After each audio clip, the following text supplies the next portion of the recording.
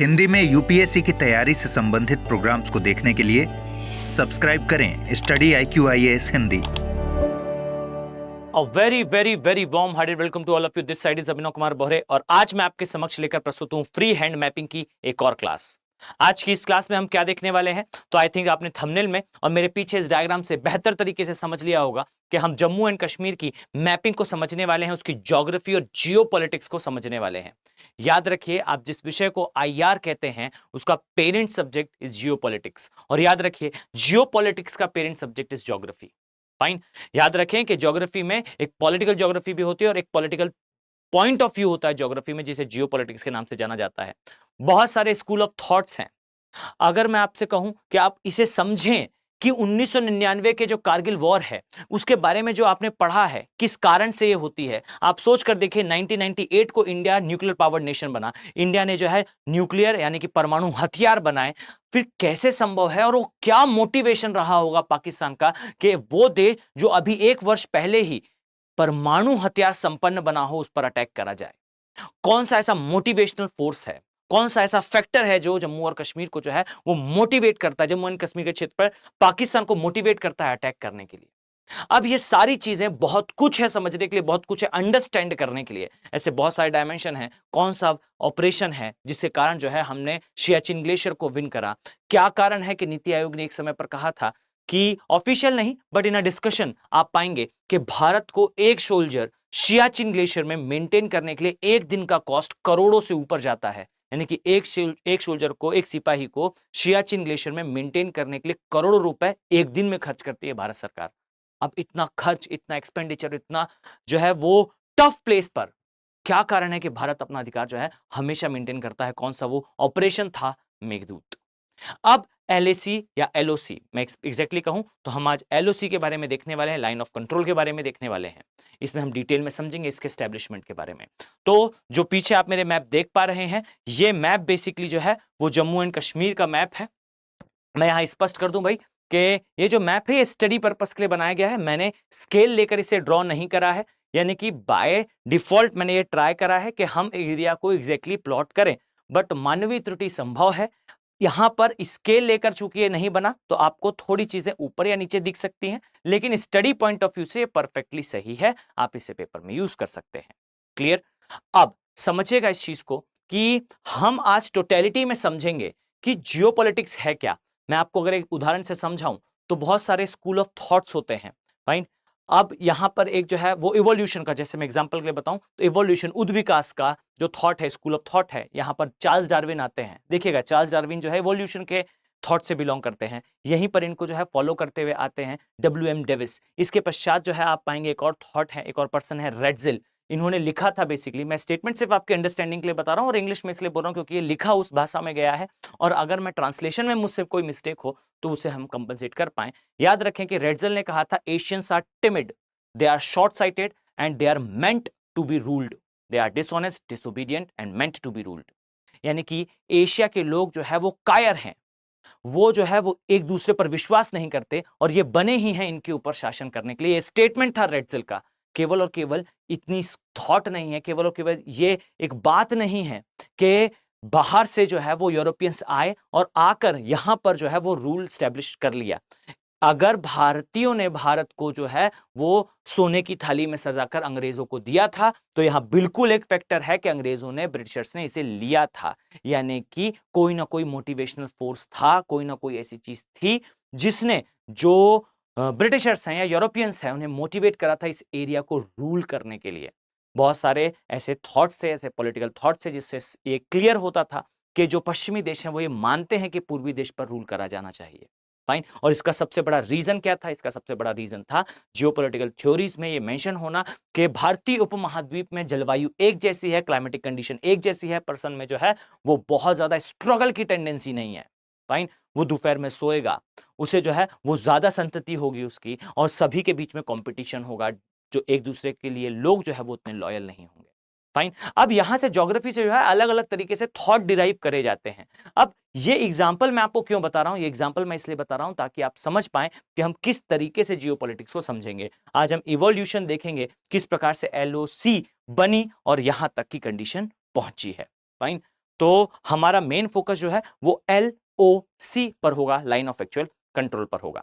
यहां पर हम स्टार्ट करने से पहले याद रखिए कि एक इंपॉर्टेंट आपके लिए इंफॉर्मेशन है कि दिवाली के उपलक्ष्य पर स्टडी IQ के P2Y फाउंडेशन बैचेस जो है स्टार्ट होने वाले हैं। ये बैच बेसिकली थर्ड है और याद रखिए ये जो बैच है ये 10th नवंबर से स्टार्ट हो रहा है। इसकी स्टार्टिंग की डेट जो है वो हिंदी माध्यम में 10th नवंबर है। और याद रखिए इसकी जो प्राइजिंग है ये दिवाली के उपलक्ष्य पर जो है वो ड्रॉप हुई है, आपको 22,999 पर मिलेगा। कब? जब आप फैकल्टी कोड, जैसे यहां मेरा मेंशन है AK लाइव, इस फैकल्टी कोड का यूज करके इससे जो है वो प्रिवेल करते हैं। याद रखें इसमें आपको SIP प्रोग्राम मिलेगा। SIP program is like a crash course जो इसमें इंक्लूडेड है, जिसके लिए आपको कोई कॉस्ट पे नहीं करना। आपके प्रीलिम्स के एग्जैक्ट पहले आपका सारा सिलेबस कवर होगा, सब कुछ याद होगा, सारी बारीकियों के साथ सक्सेस इन प्रीलिम्स प्रोग्राम में विच इज इंक्लूडेड। आपकी क्लासेस चल रही होंगी, साथ में सी क्लासेस ऐड होंगी। इसके अलावा आपका प्री क्वालिफाई होता है, आप मेंस के लिए जाएंगे, मेंस रेसिडेंशियल प्रोग्राम मिलेगा अगर आपका प्री क्वालिफाई होता है तो। और इसके लिए भी आपको फर्दर कोई कॉस्ट पे नहीं करना होगा। इंटरव्यू गाइडेंस प्रोग्राम इसमें इंक्लूडेड है अगर आप पास करने के पश्चात जो है इंटरव्यू में जाते हैं। साथ ही डेली आपको करंट अफेयर की classes which is CAP current affair program daily classes मिलेंगी। जब तक आप बैच का पार्ट होंगे आप उन क्लासेस को यूज करें, अपने आप को अपडेट रखेंगे। आपको डेडिकेटली आपको एक मेंटर अलॉट होगा, आपको स्टडी में आने वाली सारी प्रॉब्लम्स को जो मेंटर है वो सॉल्व करेगा। अब ये मेंटरशिप हो या फिर कैप का प्रोग्राम हो या फिर MRP या फिर SIP, ये सब कुछ इंक्लूडेड है एक स्थान पर। मैं दावे के साथ कहता हूं कि ये जो चीजें हैं will change your way of doing study. ये आपके पढ़ने के तरीके को बदल देंगे, या आपकी सोचने के तरीके को बदलेंगे। फाइन, आपकी सक्सेस के लिए एक बेहतर अपॉर्चुनिटी है ये बैचेस। और ये जो कॉस्ट है इसके लिए थोड़ा सा याद रखिएगा, इसकी वैलिडिटी जो है, मतलब इस कॉस्ट पर लेने की वैलिडिटी जो है वो बेसिकली 16 नवंबर है। मैं मानकर चलता हूं कि आप सभी वो स्टूडेंट जो बेसिकली अभी मेरा वीडियो देख रहे हैं वो एक सीरियस एस्पिरेंट है। मैं इन सारे एस्पिरेंट को जो है वो इन बैचेस में देखने वाला हूं। फाइन, तो अगर आप एक डेडिकेटेड एस्पिरेंट है तो आपके लिए बेटर अपॉर्चुनिटी है इसे प्रिवेल करने की। चलिए तो हम इसे स्टार्ट करते हैं बेसिकली जम्मू एंड कश्मीर की ज्योग्राफी प्लस जियोपॉलिटिक्स को। देखिए सबसे पहली बात है कि हम बहुत ज्यादा हिस्ट्री पर नहीं जाएंगे, हम डेट्स को बहुत ज्यादा रिमेंबर नहीं करेंगे, बिकॉज हमारा मेन फोकस जो है वो जियोपॉलिटिक्स पर होगा। क्लियर? तो देखिए आई थिंक आप सभी वेल अवेयर होंगे इस बात से कि ये जो है ये पूरा एरिया आपको दिखाई देगा, अब जो है डिवाइडेड है इन द सेंस ऑफ कि यहां पर जो है ये जम्मू एंड कश्मीर का एरिया दिखाई देगा आपको इस पोर्शन में, और ये वाला जो एरिया है यहां पर आपको लद्दाख दिखाई देगा। क्लियर? अब समझिएगा कि डेट थी 1947 की, इंडिया को मिला इंडिपेंडेंस, और इंडिपेंडेंस मिलने के पश्चात अगर मैं कुछ इस प्रकार से इसे ड्रॉ करूं, ध्यान से समझिएगा, और थोड़ा सा आपसे डिटेलिंग चाहूंगा, मैं चाहूंगा कि आप समय लेकर इसे समझें कि 1947 को हमें इंडिपेंडेंस मिलती है, 1947 को भारत आजाद होता है। मैं फिर से रिपीट कर दूं, डेट्स याद करने की आवश्यकता नहीं है, मैं डेट को स्केल पर लेकर केवल आपके दिमाग में क्रोनोलॉजी फिट करना चाहता हूं, सक्सेसिव इवेंट्स फिट करना चाहता हूं, बाकी डेट्स याद करना मेरा उद्देश्य नहीं है। फाइन, तो देखिए 1947 को इंडिया को इंडिपेंडेंस मिलती है, और 1948 को भी हम जो है वो स्टेट ऑफ वॉर की कंडीशन में आ जाते हैं पाकिस्तान के सापेक्ष। रीजन क्या होता है? जो हरि सिंह थे इन्होंने साइन डाउन करा था भारत के साथ इंस्ट्रूमेंट ऑफ एक्सेशन, अर्थात भारत में विलय का पत्र जो है हरि सिंह ने साइन करा, और साइन करने के तुरंत जो है बाद पाकिस्तान ने इस एरिया पर अटैक करा, और इस अटैक के रिटेलिएशन में, इस अटैक के जवाब में भारत ने अपने आर्म फोर्सेस जो है वो जम्मू और कश्मीर में उतारे, और ये वॉर चलना स्टार्ट हुई। लेकिन ये वॉर काफी लंबा चल रही थी क्योंकि पाकिस्तान अंदर से होते हुए काफी बड़े एरिया को कवर करते हुए आगे आ चुका था, नो डाउट। अब यहां ध्यान से सुनिएगा मेरी बात, इस तरीके से आप देखेंगे तो ये है हमारा जम्मू और कश्मीर तथा लद्दाख वाला पोर्शन, और आप पाएंगे कि ये वाला जो पोर्शन था यहां कहीं तक जो है, और इवन आगे तक पाकिस्तान के आर्म फोर्सेस आ चुके थे, और इसके जवाब में इंडिया ने जब अपने आर्म फोर्सेस उतारे तो हम धीरे धीरे करके पूरा एरिया खाली कराते जा रहे थे। और मैं स्पष्ट कर दूं, ना कि इसलिए कि मैं एक इंडियन हूं और ना ही इसलिए कि मुझे इंडियन सुन रहे हैं, ये बिल्कुल यथार्थता है। एवरीवन परफेक्टली नोज कि पाकिस्तान का और इंडिया का कोई कंपैरिजन ना ही पहले था और ना ही आज है। फाइन, इस चीज को समझिए कि जितना इंडिया का डिफेंस बजट है उतना पाकिस्तान का टोटल बजट है। There is no comparison between India and Pakistan. Fine, Bharat और पाकिस्तान के बीच में कोई कंपैरिजन नहीं है। हम बहुत आगे थे भी और बहुत आगे हैं भी और बाय डिफॉल्ट रहेंगे भी। फाइन, तो इस चीज को देखिएगा कि ये जो क्षेत्र आपको दिखाई दे रहा है, एक एरिया पर पाकिस्तान ने कैप्चर करा और उसके जो लश्कर थे यानी कि जो ट्रूप्स से ये जो है कबीलियाई भेष में आगे बढ़ना स्टार्ट करते हैं और एक बड़े एरिया को कैप्चर करते हैं। इंडिया अटैक करता है, अटैक नहीं, ये हमारा रिटेलिएशन, हमारा जो है वो उस एरिया को वापस लेने का एम के साथ हम वॉरफील्ड पर आते हैं और अधिकांश एरिया खाली कराते हैं। बट यहां मैं आपको अब पॉइंट करूंगा, याद रखें, एवरीवन यूज्ड टू से, हर कोई ये बात कहता है कि भारत क्यों चला गया जम्मू एंड कश्मीर, जब जम्मू एंड कश्मीर में जो है हम जीत रहे थे और हम पूरा एरिया खाली करा लेते। तो अब समझिए, मैं आपको जो है वो दो ऐसे टाइम बताऊंगा जहां पर इंडिया के पास चांस था कि हम अपना पीओके वाला एरिया जो है वो 100% वापस मांग ले पाकिस्तान से और हम जो है विन विन कंडीशन पे आ जाएं। This is called geopolitics. समझिएगा इस चीज को कि 1948 में जब हमारे जो है वो फोर्सेस उतरे और हमने जो है वो एरिया खाली कराना स्टार्ट करा, तब समझिएगा कि हुआ क्या था। फाइन, क्या स्थिति थी कि भारत यूएन चला गया। तो इसमें दो पॉइंटर एक्सप्लेनेशन सुनिएगा। सबसे पहली चीज थी कि आज जिस भारत को आप देख रहे हैं 1947 में वो इंडिया नहीं था। Fine, no doubt Narendra Modi and आपको दिखाई देंगे जवाहरलाल नेहरू, ये दोनों ही इंडिया के पीएम थे, बट ये इंडिया अलग अलग था। फाइन, आज के समय इंडिया एक न्यूक्लियर पावर्ड नेशन है, वर्ल्ड की फोर्थ या फिफ्थ लार्जेस्ट इकोनॉमी है, हमारे पास सबसे बड़ी आर्मी, सबसे बड़े जो है वो डिफेंस कमांड्स हैं। बट उस समय हम किसी अफ्रीकन नेशन से बहुत ज्यादा आगे नहीं थे। फाइन, और इस समय इंडिया के लिए वॉर अफोर्ड करना ये काफी क्रूशियल थिंग थी। आप समझिएगा इस चीज को कि इस स्थिति से आगे आते हुए जब एक तो हम प्रेशर फील कर भी रहे थे और दूसरी चीज थी कि नेहरू जी के ऊपर भी प्रेशर था, बिकॉज ब्रिटेन नहीं चाहता था कि युद्ध फिर से कंटिन्यू स्टार्ट हो जाए। वर्ल्ड वॉर खत्म हुआ था, पुनः जो है इस स्थान पर युद्ध ना हो। अब ये जो था ये ब्रिटेन का कहना था और ब्रिटेन के रिप्रेजेंटेटिव के फॉर्म में जो है माउंटबेटन का भी प्रेशर था। फाइन, और याद रखें माउंटबेटन कौन थे। तो यहां पर माउंटबेटन और नेहरू के बेटर रिलेशंस के कारण हमें बहुत सारे एरियाज में प्रिविलेजेस मिले थे।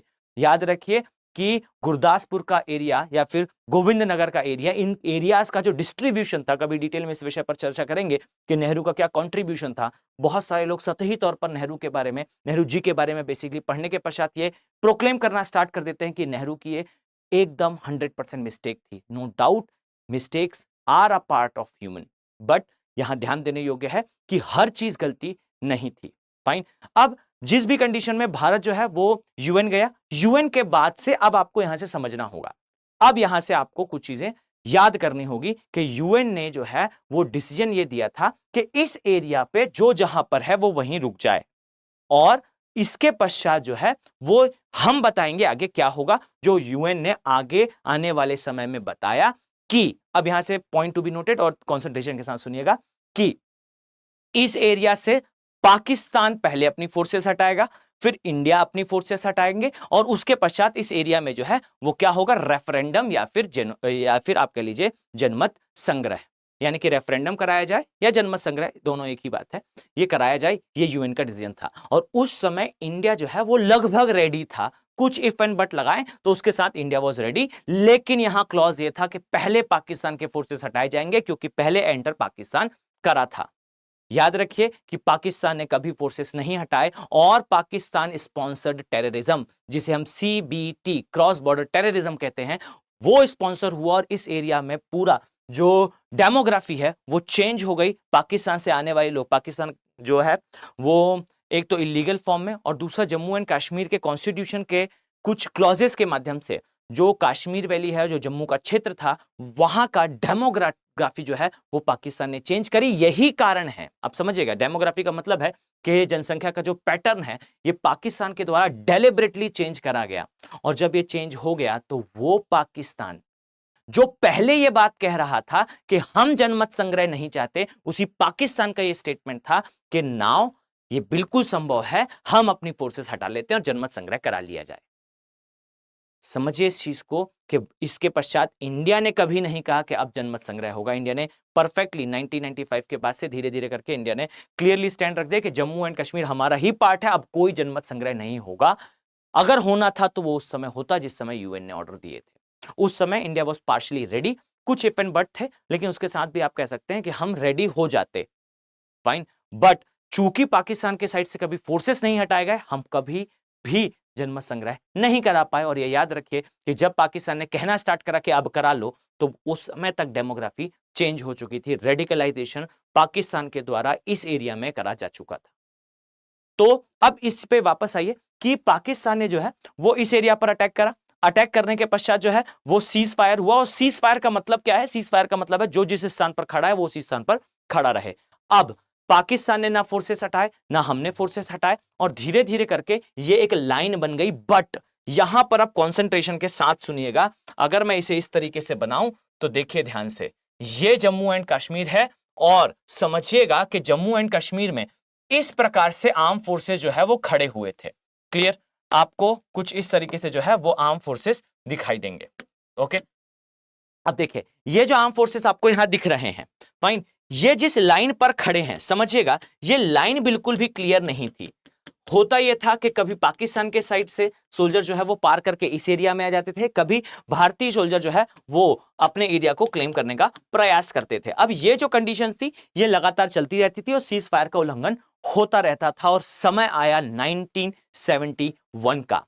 और ये कौन सा समय है? तो आई थिंक आप सभी बेहतर तरीके से समझ चुके होंगे। ये वो समय है वास्तविकता में जब भारत और पाकिस्तान के बीच में जो है वो एक वॉर हुई थी। और ये वो समय था फर्स्ट टाइम जब इंडिया ने अपने पोटेंशियल का यूज करते हुए, ध्यान से देखिएगा, ये है हमारा मैप। और उम्मीद करता हूं कि अब आप सभी को जो है वो फ्री हैंड मैप इंडिया का बनाते हुए बनने लगा है। इस तरीके से आप पाएंगे कि ये है इंडिया का बेसिकली मैप। और यहां पर आप समझिए कि पहले पाकिस्तान जो है एक इस पोर्शन में था, और इसी प्रकार से पाकिस्तान का एक पोर्शन जो है आपको इस तरीके से यहां पर भी दिखाई देगा।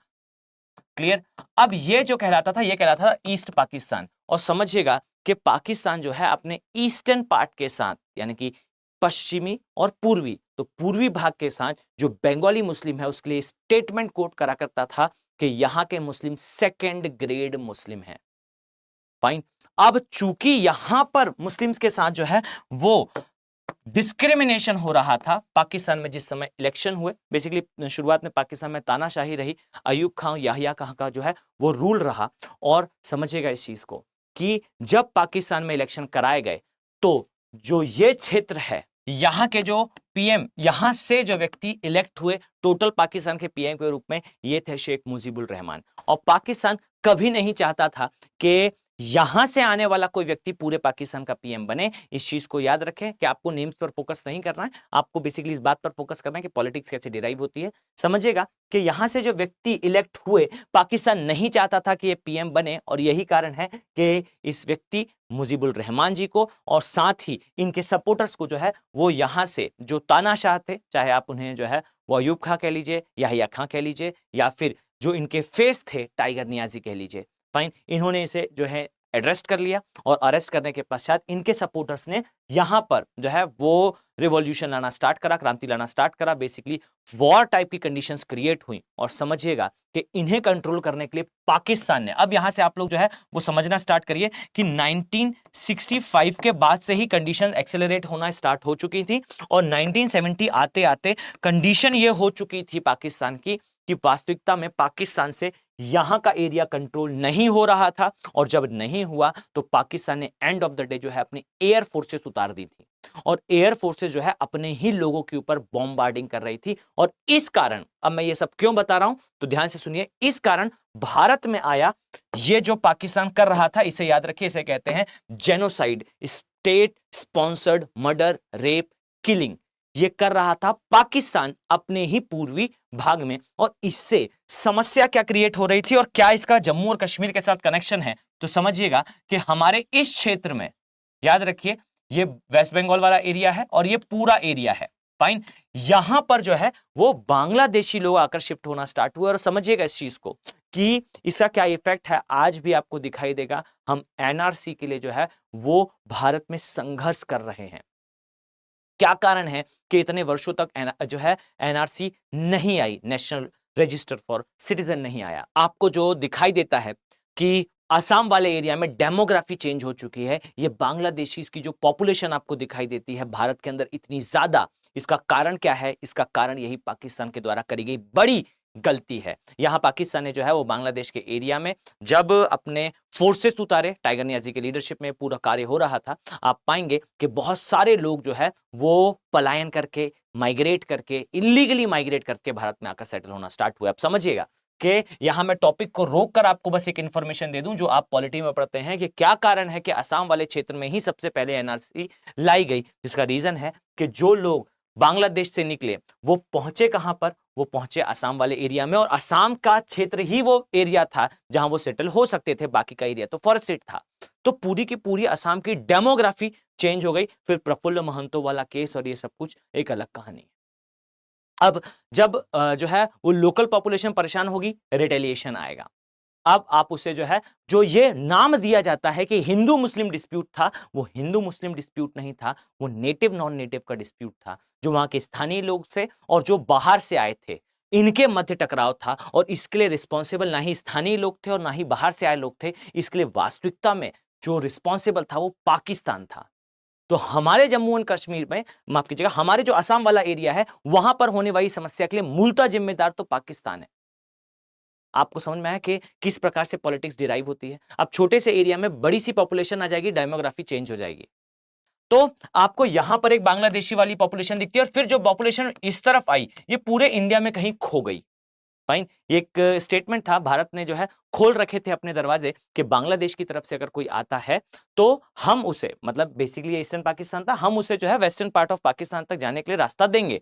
पर यह कहा जाता था कि अगर 10 लोग आते हैं तो केवल और केवल 4 ही बमुश्किल क्रॉस करके पाकिस्तान जाते हैं, बाकी सारे यहीं रुक जाते हैं। फाइन, अब ये जो स्थिति थी, इस स्थिति को लेकर इंदिरा गांधी मैम ने जो है वो सेवरल नेशंस के साथ विजिट करा, सेवरल नेशन को इसके बारे में बताया, यूनाइटेड नेशन में इस पे आवाज उठाई कि बेसिकली वर्ल्ड को इस पर कुछ करना चाहिए। पाकिस्तान के द्वारा करा जाने वाला जेनोसाइड के कारण भारत में ह्यूमैनिटेरियन क्राइसिस क्रिएट हो रहे हैं।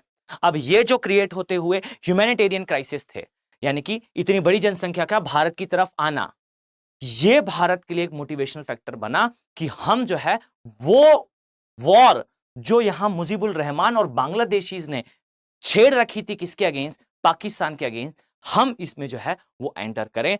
और हम एंटर करने ही वाले थे, बट यहां याद रखिएगा कि जो रशिया है, उस समय यूएसएसआर था, उनकी एडवाइस थी कि इंडिया को थोड़ा वेट करना चाहिए, हमें उस समय एंटर नहीं करना चाहिए जब बांग्लादेश में बारिश हो रही हो। This is called geopolitics. हमारे जो सोल्जर्स थे, they are not trained to take wall in a marshy area. हमारे जो सोल्जर्स थे वो इस प्रकार से ट्रेंड नहीं थे कि किसी दलदली क्षेत्र में जो है वो युद्ध लड़ सकें। यहां यूएसएसआर की एक एडवाइस थी कि भारत को थोड़ा समय लेना चाहिए इस वॉर में एंटर करने के लिए। इंडिया ने समय लिया, ठंडी आई, और इसके पश्चात जो है, यानी कि टेम्परेचर थोड़ा सा कम हुआ, इसके साथ ही हिमालय का जो एरिया है वो पूरी तरह से स्नो कैप हुआ, और इस तरीके से ना चाइना का जो है हमें भय था और ना ही हमें ये टेंशन थी कि आगे कोई इंटरवीन करेगा। और यहां पर इंडिया ने जो है 1971 की वॉर स्टार्ट करी। और आप पाएंगे कि इस समय जब पाकिस्तान के ऊपर जो है वो एक पॉलिटिकल पेरेंट यूएसए था, हमारे ऊपर प्रेशर आया, और उस समय पाकिस्तान के सपोर्ट में यूएसए के न्यूक्लियर चार्ज सबमरीन्स, अब ये समझिएगा ये सबका इसके साथ कनेक्शन है। यूएसए के न्यूक्लियर चार्ज सबमरीन जो है वो बंगाल की खाड़ी में, अगर मैं आपको दिखाऊं तो इस प्रकार से एंटर करते हैं। ये कहलाता है इंडिया के लिए एक पॉलिटिकल ब्लैकमेल। और समझिएगा आप इस चीज को समझ पाएंगे कि ये न्यूक्लियर चार्ज सबमरीन का ऑफिशियली स्टेटमेंट क्या था।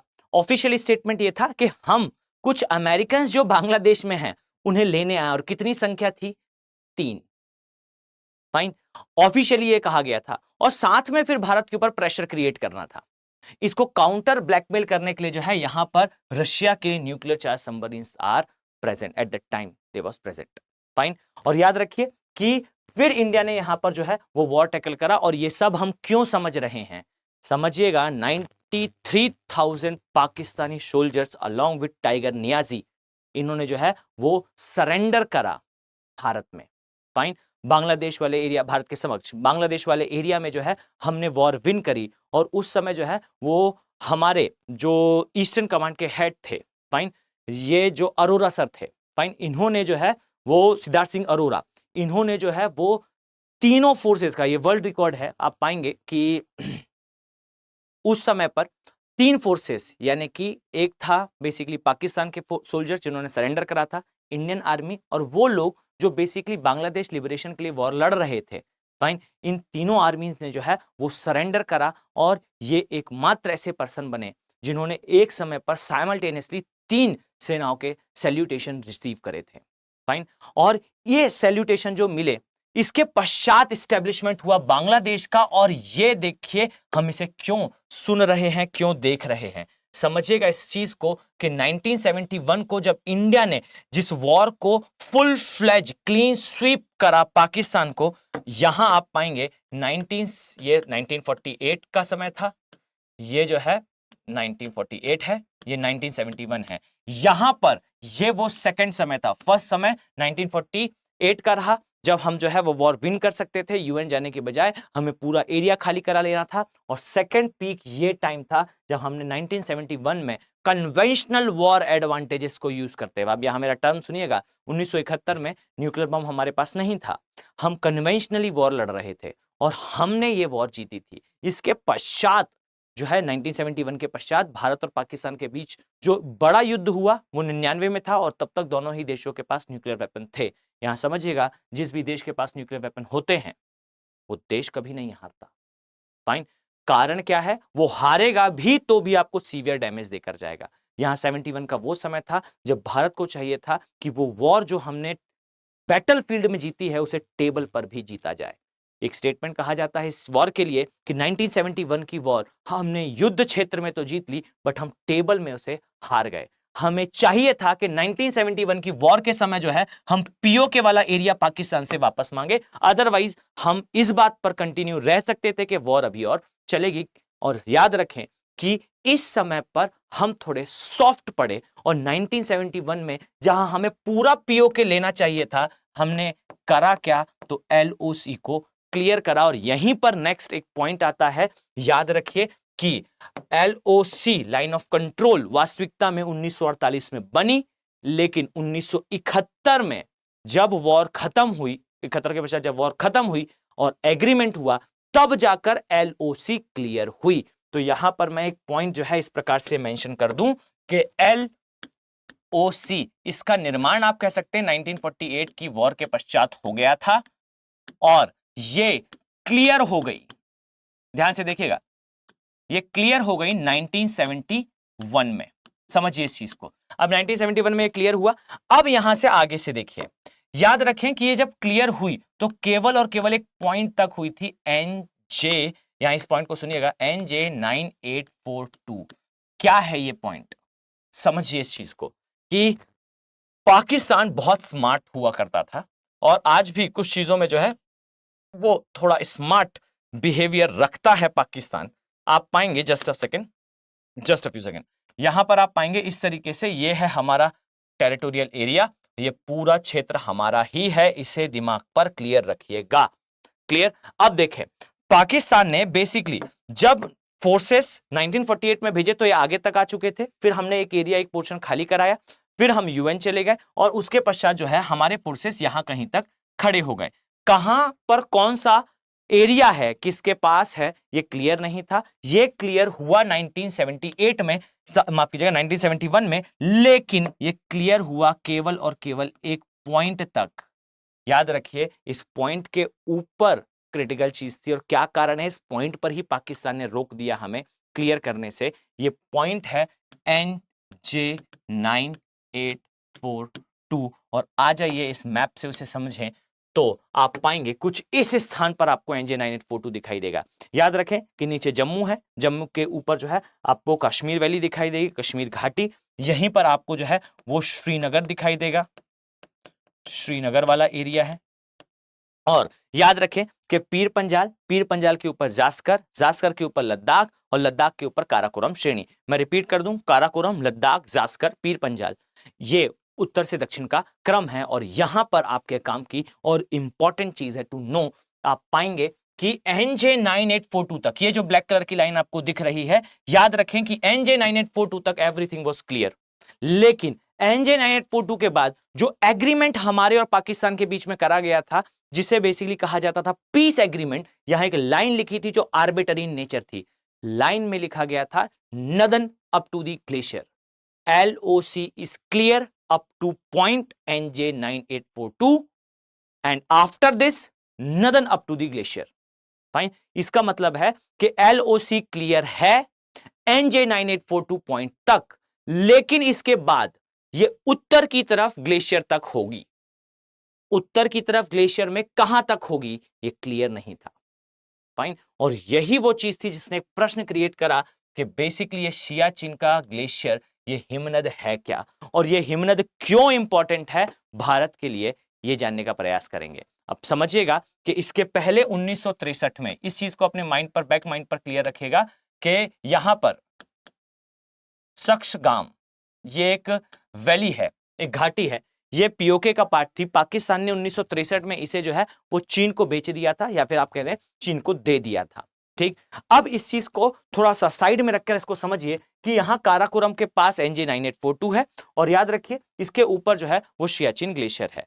अब यहां समझिएगा, ये जो सियाचिन ग्लेशियर है, एग्जैक्टली पॉइंट यहां नहीं है, थोड़ा सा नीचे है, मैं स्पष्ट कर दूं, बट आपको जो है वो इसे समझना है कि NJ9842 के एग्जैक्टली ऊपर, याद रखिएगा, आपको क्या दिखाई देगा, आपको दिखाई देगा सियाचिन ग्लेशियर। और ये जो सियाचिन ग्लेशियर है, आप समझिए कि ये क्यों इंपॉर्टेंट है और क्या है इसका कारगिल की वॉर के साथ कनेक्शन। समझिए, यहां पर आपको जो है ये ग्लेशियर दिखाई देता है, सियाचिन ग्लेशियर, और इसी के पास इस तरीके से यहां एक दर्रा दिखाई देता है, इसे कहते हैं, जस्ट अ सेकेंड, इसे कहते हैं काराकोरम पास, काराकोरम दर्रा या पास।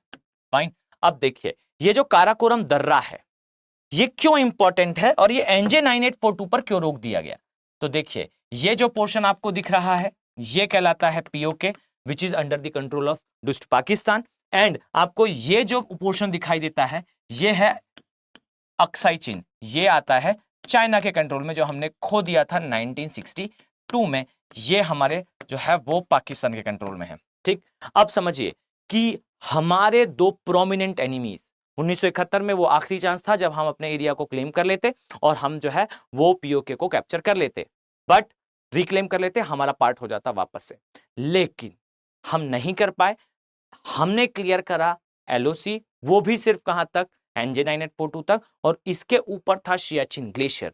और सियाचिन ग्लेशियर क्यों इंपॉर्टेंट है इसे समझिए कि सियाचिन ग्लेशियर देता है, यहां पर मैं इंपॉर्टेंट स्टेटमेंट बताऊं, सियाचिन हिमनद।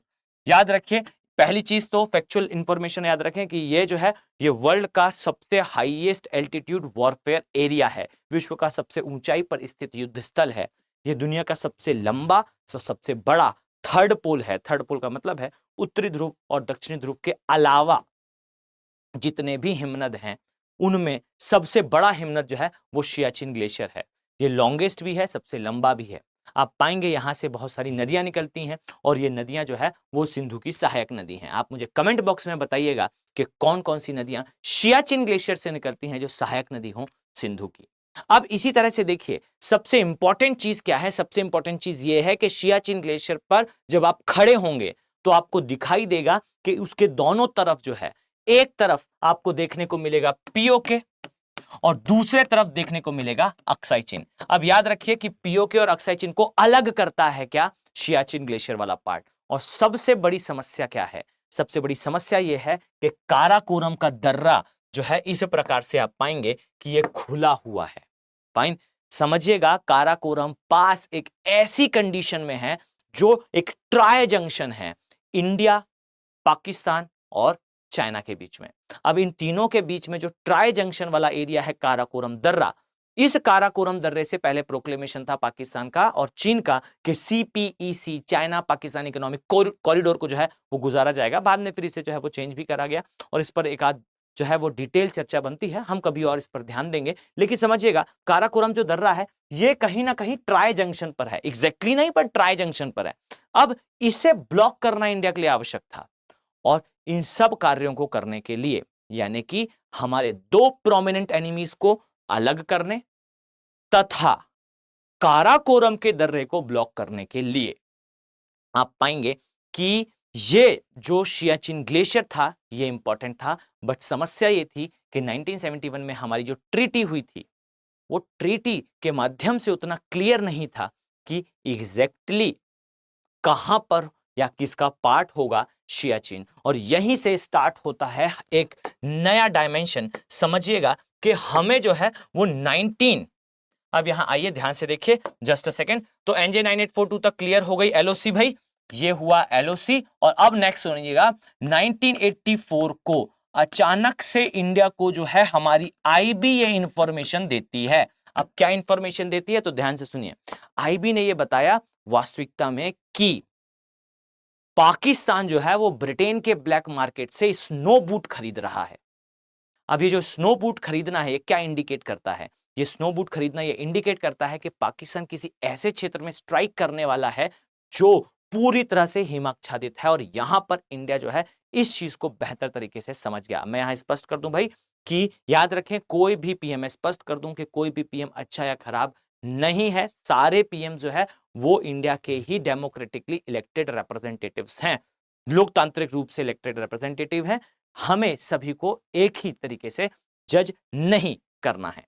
फाइन, मतलब हल के लिए जो है वो मापदंड इस प्रकार से होते हैं कि वो किस समय भारत का पीएम रहा। अब यहां समझिएगा, इंदिरा गांधी मैम की लीडरशिप में जो है वो हमने 1971 का वॉर देखा। अब देखिएगा 84 की कंडीशन क्या है। मैं 71 की कंडीशन से आगे बढ़ चुका हूं, अब हम 84 में आ चुके हैं। समझिएगा, IB ने रिपोर्ट दी कि बेसिकली जो है वो पाकिस्तान स्नो बूट बाय कर रहा है। कहां से? ब्रिटेन के ब्लैक मार्केट से। कहीं ना कहीं ये इंडिकेशन था कि पाकिस्तान जो है वो किसी ऐसे एरिया को कैप्चर करना चाह रहा है जो परपेचुअल स्नो कवर वाला हो, या फिर आप कह सकते हैं पूरी तरह से हिमाच्छादित हो। और यहां पर भारत ने जो है स्पीडी मैनर में एक फास्ट जो रिस्पॉन्स होता है उसमें भारत ने एक ऑपरेशन चलाया। याद रखिएगा इस ऑपरेशन को, इस ऑपरेशन का नाम था ऑपरेशन मेघदूत। और याद रखिए ये जो ऑपरेशन मेघदूत था इसको लीड कर रहे थे बेसिकली वीर बहादुर सिंह बाना। फाइन, और इनकी लीडरशिप में इंडिया ने सियाचिन ग्लेशियर विन करा। फाइन, पाकिस्तान के फोर्सेस आ रहे थे, इंडिया ने जो है उनके आने से पहले ही उस एरिया को जो विन करा, और विन करने के बाद अपनी पोस्ट बनाई। और यही कारण है कि आज आप देखेंगे कि जो सियाचिन ग्लेशियर है वहां मिलने वाली पोस्ट को हम बाना पोस्ट के नाम से जानते हैं। तो ये बाना पोस्ट है, ये हमने स्टैब्लिश करी और हमने सियाचिन ग्लेशियर विन करा अंडर द लीडरशिप ऑफ बाना। ऑपरेशन का नाम मेघदूत, और 84 में सियाचिन हो गया इंडिया का। और याद रखें कि ये वो प्लेस था जहां पर -30 डिग्री सेल्सियस तापमान हो जाता था विंटर्स में, यहां तक ये नीचे चला जाता था।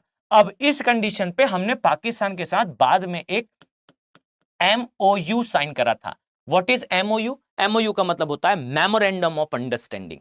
याद रखें इस MOU में लिखा था कि हमारे और पाकिस्तान दोनों के सोल्जर्स आर इंपॉर्टेंट।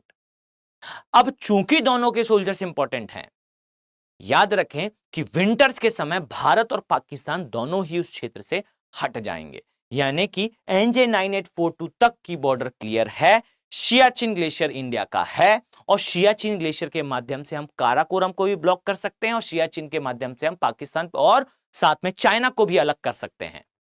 लेकिन इसके साथ ही ये बात थी कि 84 में जब हमने इसे विन करा, हमने ये MOU साइन करा था पाकिस्तान के साथ कि पाकिस्तान और इंडिया दोनों ही अपने फोर्सेस हटाएगा सियाचिन और उसके आसपास के ठंडे प्लेसेस से, ताकि जो है वो हमारे सोल्जर्स की जान को खतरा ना हो। फिर दोनों ही नेशन विंटर्स खत्म होने के पश्चात अपनी अपनी पोजीशन में, यानी कि भारत सियाचिन ग्लेशियर के ऊपर और पाकिस्तान जो है नीचे वाले क्षेत्र में, आसपास के क्षेत्र में जहां भी फोर्सेस है वहां पर आएगा। इसे इंडिया ने हमेशा फॉलो करा, बट पाकिस्तान परफेक्टली नोज कि ये एक परफेक्ट जियोपॉलिटिक्स के लिए कंडीशन है, परफेक्ट जियोपॉलिटिकल प्लेस है जिसे विन करना पाकिस्तान हमेशा चाहता था।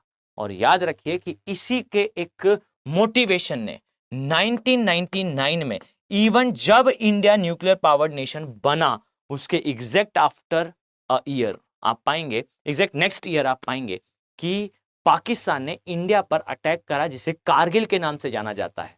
अब समझिएगा कि जो कारगिल का क्षेत्र है वो यहां कहीं आता है। फाइन, इसके नीचे आप देखेंगे यहां लेह आता है। फाइन, अब समझिए कि पाकिस्तान ने कारगिल पर अटैक क्यों करा था, क्योंकि कारगिल पर अटैक करने पर लेह से जो एक तो नीचे से आता है एक नेशनल हाईवे जिसे कहते हैं श्रीनगर लेह हाईवे, ये वाला पार्ट, और फिर लेह से जो है वो आगे जाता है यहां ऊपर वाला हाईवे। फाइन, जिससे जो है वो रास्तों से कनेक्ट होते हैं हम सियाचिन ग्लेशियर से। ये वाले नेशनल हाईवे को ब्रेक करा जा सके, श्रीनगर लेह हाईवे को ब्रेक करना और साथ में फिर उन रास्तों को ब्रेक करना जिसके माध्यम से भारतीय फोर्सेस जो है वो लेह के पश्चात सियाचिन जाते हैं। इस हाईवे को ब्रेक करने के उद्देश्य से कारगिल के क्षेत्र पर अटैक करा गया और वो ब्रिजेस जो कनेक्ट करते हैं उन्हें उड़ाने का, उन्हें डिस्ट्रॉय करने का पाकिस्तान का प्रयास था। और यहां पर 1999 की कारगिल की वॉर स्टार्ट होती है। और समझिएगा इस चीज को कि जो कारगिल की वॉर थी, ये वॉर इस जियोपॉलिटिक्स से जो है वो प्रेरित थी। कारगिल पर अटैक करना, अटैक करके ब्रिजेस को ब्रेक करना, ब्रिजेस को ब्रेक करके इंडियन फोर्सेस को सियाचिन ग्लेशियर से जो है वो दूर रखना ताकि पाकिस्तान के फोर्सेस जो है वो सियाचिन ग्लेशियर विन कर सके। ये मेजर उद्देश्य था पाकिस्तान का। बट इस समय जो है वो भारत ने फिर से, जैसा 1984 में क्विक रिएक्शन था इंडिया का, अगेन इंडिया का अच्छा रिस्पांस रहा और इंडिया ने क्विकली इस चीज को जो है वो आइडेंटिफाई करा कि कारगिल के एरिया में युद्ध का मुख्य कारण क्या है और हमारे फोर्सेस जो है। और यहां पर मैं ध्यान दिलाना चाहूंगा कि जो इजराइल है, यानी कि जो अभी जिसका जो है आप काफी ज्यादा न्यूज सुन रहे हैं, इजराइल के रिस्पेक्ट में इजराइल उस समय इजराइल के द्वारा दिए गए वेपन्स का हम यूज कर रहे थे, चाहे वो लेजर गाइडेड हॉविट्जर्स हो और बहुत सारी चीजें हो। हमने वायर हैंग करके बहुत सारे हॉविट्जर जो है वो सही प्लेस पर लेकर आए और हमारे फोर्सेस जो है उसके पश्चात ऊपर तक गए। हमारे पास ऐसे इक्विपमेंट नहीं थे जो इस कंडीशन में वॉर लड़ सकें। काफी अच्छा सपोर्ट रहा इजराइल का और हम जो है इस क्षेत्र पर उतरे और पाकिस्तान के सोल्जर्स के कैप्चर करने के बहुत पहले हमारे फोर्सेस जो है पुनः सियाचिन ग्लेशियर पर पहुंच चुके थे। हमने कारगिल वॉर भी परफेक्टली विन करा। पाकिस्तान जो चाहता था एग्जैक्टली इस वॉर के माध्यम से सियाचिन को कैप्चर करना, ये एक असफल प्रयास रहा। हमारा एरिया, हमारा ग्लेशियर वाला पार्ट हमारे पास था और ये वो ईयर था जिसके बाद भारत ने कभी भी इस दर्रे को, आइए मैं यहां दिखाता हूं, इस दर्रे को जो है कभी भी खाली नहीं छोड़ा। फाइन, अब यहां पर हमारे फोर्सेस और काराकोरम के ऊपर हमारी ईगल्स आई व्यू, इस वर्ड को याद रखिएगा कि काराकोरम जो दर्रा है, काराकोरम श्रेणी का भी नाम है, काराकोरम दर्रे का भी नाम है। ये जो सियाचिन ग्लेशियर है, याद रखिएगा कि ये काराकोरम दर्रे पर भारत को ईगल्स आई व्यू देता है। बेसिकली हम बेहतर तरीके से समझ पाते हैं कि इस क्षेत्र में क्या चल रहा है और ये एक ऐसी स्ट्रेटेजिक लोकेशन है, सामरिक रूप से ऐसी स्थिति है, ऐसा स्थान है जिसके माध्यम से आसानी से जो है वो काराकोरम दर्रे को ब्लॉक करा जा सकता है। ऊपर से टारगेट करना किसी भी टारगेट को is much more easier than others. Fine, I think आपने कभी ना कभी मूवीज में ये डायलॉग जरूर सुना होगा या फिर किसी इस प्रकार के सिनेमैटिक व्यू में या फिर किसी सिनेमैटिक सीन में आपने इस चीज को जो है वो सुना होगा कि ये एक कप जो कॉफी आप देख रहे हैं इसका कॉस्ट जो है इस स्थान पर लाखों रुपए हो जाता है। फाइन, ये बेसिकली किस स्थान की बात हो रही है, जहां मैं आपको बताऊं तो एक सोल्जर को मेंटेन करना इस एरिया में इसका कॉस्ट करोड़ों में पड़ता है भारत सरकार को एक दिन का। फाइन, और ये क्यों भारत सरकार मेंटेन करती है, इसका मुख्य कारण याद रखिएगा, इसका मुख्य कारण वास्तविकता में जो है इस क्षेत्र में आपको जो स्ट्रेटेजिक लोकेशन देखने को मिलती है ये इन दोनों ही पार्ट को अलग भी करती है और काराकोरम के एरिया को जो है वो ब्लॉक भी कर सकती है आवश्यकता पड़ने पर। तो ये पूरे एरिया की जो है वो जियोपॉलिटिकल लोकेशन थी और एनालिसिस था, जहां आपने देखा काराकोरम ग्लेशियर तक हम जो है, काराकोरम के दर्रे तक हम जो है आ चुके हैं। यहां एलओसी का एस्टेब्लिशमेंट आया। मैं एक बार जो है वो इस चीज को कंसोलिडेट करूं अगर, तो 1948 में पाकिस्तान ने अटैक करा। फाइन, इसके अगेंस्ट भारत ने जो है एरिया विन करना स्टार्ट करा और हम गए यूएन, जिससे एस्टेब्लिश हुई एलओसी, लाइन ऑफ कंट्रोल। इसके पश्चात हम जो है 1971 की वॉर में एंटर करें। याद रखिएगा जब भी इस वॉर के बारे में बताएं ये स्पष्ट जरूर करें कि इस वॉर पर एंटर करना ये भारत के लिए एसेंशियल था। कारण ये था कि पाकिस्तान जो है वो पूर्वी पाकिस्तान में जो जेनोसाइड कर रहा था वो बहुत ज्यादा सीवियर था इंडिया के लिए और याद रखिए सीवियर था या नहीं इसका प्रमाण साक्षात आपको आज की स्थिति में दिखेगा कि इतना बड़ा ह्यूमैनिटेरियन क्राइसिस हो रहा था कि इतने सारे लोग आए भारत कि आज तक हम वो समस्या फील करते हैं आसाम वाले क्षेत्र में या इंडिया के मुख्य भूमि क्षेत्र में। तो ये जो टोटलिटी में प्रॉब्लम थी वो एग्जैक्टली थी भारत के लिए और भारत के पास कोई ऑप्शन नहीं था। इस कारण जो है वो भारत इस कंडीशन पे आया कि हम 71 की वॉर में उतरे और 71 की वॉर में इंडिया ने बांग्लादेश नाम से एक देश क्रिएट करा। और इसमें याद रखिएगा कि हमें चाहिए था पीओके को पूरा मांगना, बट एक तो इंटरनेशनल प्रेशर था भाई एग्जैक्टली और साथ में जो है वो हम टेबल पे वो चीज नहीं कर पाए जो बैटलफील्ड में शायद करना था। पर याद रखिए प्रेशर और जियोपॉलिटिक्स में बहुत सारे डायमेंशंस हैं फाइन।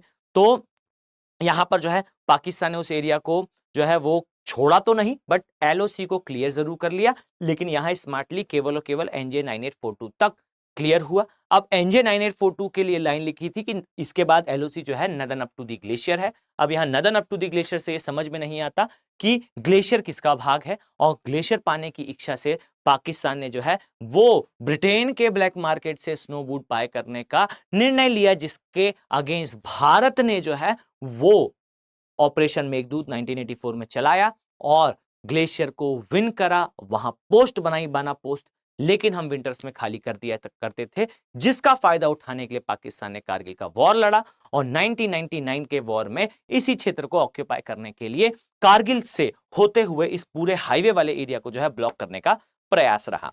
इस प्रयास को नाकाम करते हुए इंडिया ने सियाचिन ग्लेशियर को विन करा अगेन, और फिर इसके पश्चात कभी भी हमने जो है ग्लेशियर को अकेला नहीं छोड़ा। आई थिंक आपको ये चीजें बेहतर तरीके से क्लियर होंगी। ये जो ग्लेशियर है हमारे लिए आप कह सकते हैं इंडिया की कुछ सबसे बेस्ट स्ट्रेटेजिक लोकेशंस में से एक है। हमारे दोनों ही एनिमीज को 100% ब्लॉक करता है। फाइन, करोड़ों जो रुपए जो कॉस्ट इंडिया पे करता है, आप इस चीज से समझ पाएंगे कि ये हमारे लिए सामरिक रूप से स्ट्रेटेजिकली कितना इंपॉर्टेंट है। फाइन, अब यहां पर जो है कुछ और लोकेशंस को समझे। यहां मैंने इंडिकेट करने के लिए दो जो है वो पठार बना रखे हैं। कौन से हैं ये पठार समझिएगा। यहां पर ये पठार नहीं, एक तो याद रखें कि हम अगर इस वीडियो को आप पसंद करते हैं और आपका अच्छा इंटरेस्ट होता है, आप इसे थोड़ा सा शेयर करें। अगर आप इसे शेयर करते हैं, इसकी रीच अच्छी होती है, इसका एंगेजमेंट अच्छा होता है, तो डेफिनेटली फिर मैं आपके लिए अक्साई चिन्ह वाले टॉपिक पर डिटेल में इसी मैनर में वीडियो लेकर आऊंगा, जहां बहुत सारे ऐसे डायमेंशन जो आपने शायद कभी सुने ना हो, हम उन पर डिस्कस करेंगे ज्योग्राफी और जियोपॉलिटिक्स के साथ। इस एरिया के लिए कहा गया था एक समय पर nothing grows on that area, कुछ नहीं उगता इस क्षेत्र में या फिर इस क्षेत्र में खासकर। फाइन, क्यों नहीं, बेसिकली फोकस इस एरिया के लिए था, तिब्बत के लिए। क्यों नहीं ये एरिया हम चाइना को देकर परमानेंट फ्रेंडशिप कर लें चाइना से।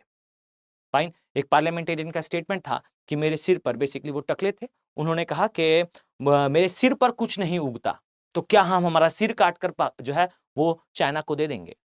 अब इस तरीके से आपको जो है समझना होगा कि रिसोर्सेस, ये जो स्टेटमेंट मैंने बताया, इस स्टेटमेंट से समझिए कि यहां कोई बहुत बड़ा रिसोर्स नहीं है। फाइन, यहां पर ना ही एग्रीकल्चर हो सकता, ना ही यहां पर मानवीय अधिवास है, ना ही यहां पर आप औद्योगिक क्षेत्र लगा सकते।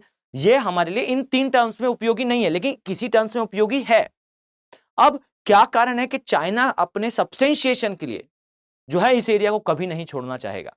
फाइन, अब इसके लिए अगर आप इंटरेस्टेड होंगे तो definitely we can make a separate video on that topic too. Fine, but तभी जब आप जो है थोड़ा सा इसे शेयर करें। अगर ये आप शेयर करते हैं, इसका एंगेजमेंट अच्छा रहता है, तो डेफिनेटली आपको इससे भी एडवांस मैनर में जो है मैं इस एरिया के बारे में एक्सप्लेनेशन दूंगा।